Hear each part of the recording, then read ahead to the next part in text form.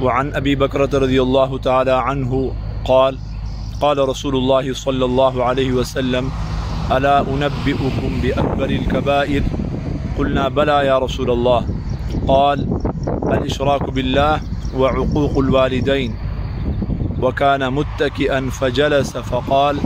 ألا وقول الزور فما زال يكررها حتى قلنا ليته سكت۔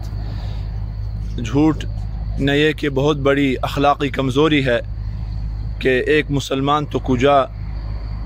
کوئی شریف انسان جس کو ہم شریف انسان کہتے ہیں وہ بھی اس کو بولنے کی اور کہنے کی جرت نہیں کر سکتا۔ اس کے ساتھ ساتھ بہت بڑا گناہ بھی ہے، چنانچہ نبی کریم صلی اللہ علیہ وسلم نے جو بڑے بڑے گناہ گنوائے ہیں ان کے اندر جھوٹ کو بڑے اہتمام کے ساتھ اور خاص طور پہ ذکر فرمایا ہے۔ جیسے کہ میں نے آپ کے سامنے یہ حدیث پڑھی ہے جس میں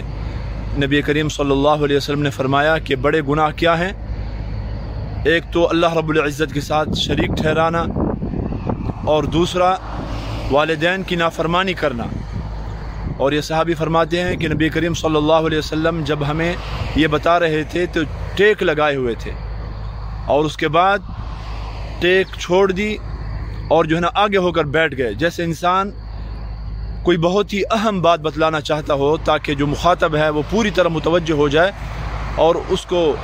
اپنے پلے باندھ لے اور اس کا خصوصی جو ہے نا وہ خیال کرے۔ تو آپ صلی اللہ علیہ وسلم نے ٹیک چھوڑ دی اور آگے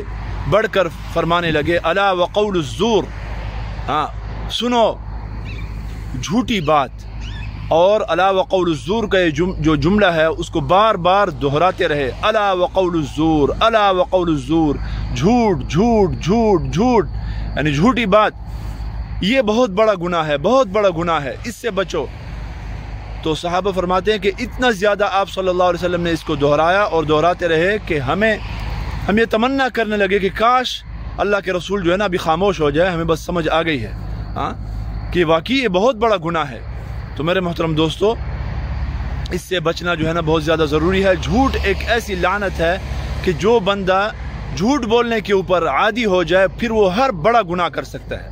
بہت بڑا گناہ کر سکتا ہے، اس کے لیے کوئی مسئلہ نہیں ہے۔ اللہ رب العزت ہم سب کو جو ہے نا اس جھوٹ کی جو بھی شکلیں ہیں ان سے بچنے کی اللہ رب العزت ہمیں توفیق عطا فرمائے۔ وآخر دعوانا ان الحمد للہ رب العالمین۔